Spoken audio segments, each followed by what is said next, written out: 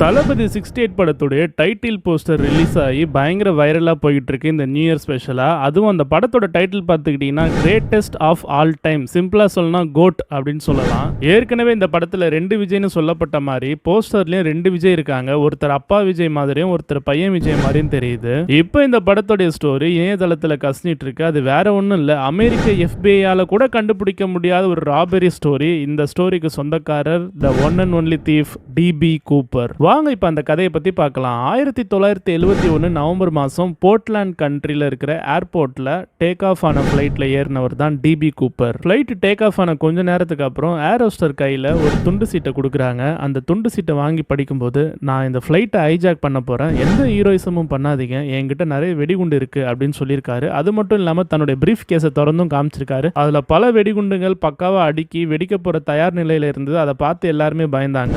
அதுக்கப்புறம் அவன் American அரசாங்கத்துக்கிட்ட demand பண்ணது பார்த்துக்கிட்டிங்கன்னா $2 லட்சம், இந்திய மதிப்பில் பார்த்துக்கிட்டிங்கன்னா 1,66 லட்சத்துக்கிட்ட வரும். அது மட்டும் இல்லாமல் 4 பேராஷூட், இதெல்லாம் தான் அவர் டிமாண்ட் பண்ணியிருக்காரு. நடுவில் ஒரு ஏர்போர்ட்டில் ஃப்ளைட் நின்னதுக்கு அப்புறம் எல்லா பேசஞ்சர்ஸும் இறக்கி விட்டுட்டு ஃபியூயலையும் ரீஃபில் பண்ணிட்டு மறுபடியும் அந்த ஃப்ளைட் வந்து டேக் ஆஃப் ஆகுது. கூட யார் யார் இருக்காங்க அப்படின்னு பார்த்துக்கிட்டிங்கன்னா 2 பைலட்டு, ஒரு ஏர் ஹோஸ்டஸ், ஒரு இன்ஜினியர் மற்றும் DB கூப்பர். அங்கேருந்து 2 பைலட் கிட்டே நீங்கள் இவ்வளோ தூரம் தான் பறக்கணும், இவ்வளோ ஸ்பீடில் தான் பறக்கணும், இந்த பகுதிக்கு மேலே தான் பறக்கணும் அப்படின்னு இன்ஸ்ட்ரக்ஷனை பாஸ் பண்ணிட்டு இருந்தாரு. சரி, அவங்களும் அதன்படி ஃபாலோ பண்ணி பறந்துட்டு இருந்தாங்க. திடீர்னு பார்த்தா DB கூப்பரை ஆளை காணோம். DB கூப்பரை பிடிச்சி அந்த ஃப்ளைட்டை ரெஸ்கியூ பண்றதுக்கு பின்னாடி FBI சேர்ந்த 2 ஜெட்டு துரத்திட்டு வந்தது. ஆனா அவங்க கண்ணில் கூட படாம DB கூப்பர் தப்பிச்சு போயிட்டாரு. கிட்டத்தட்ட 45 வருஷமா இந்த கேஸ் அன்சால்வ்டா பெண்டிங்ல இருந்திருக்கு. கடைசி வரைக்கும் DB கூப்பரை கண்டுபிடிக்க முடியல அப்படின்ட்டு FBI-யும் ஒத்துக்கிட்டாங்க. சில வருஷத்துக்கு முன்னாடி DB கூப்பருக்கு கொடுத்த கரன்சி நோட்டோட சில நோட்ஸ் வந்து ஒரு இடத்துல கண்டெடுக்கப்படுது மக்கிய நிலையில. ஆனா கூட அந்த இடத்துல DB கூப்பரோட பாடி கிடைக்கல.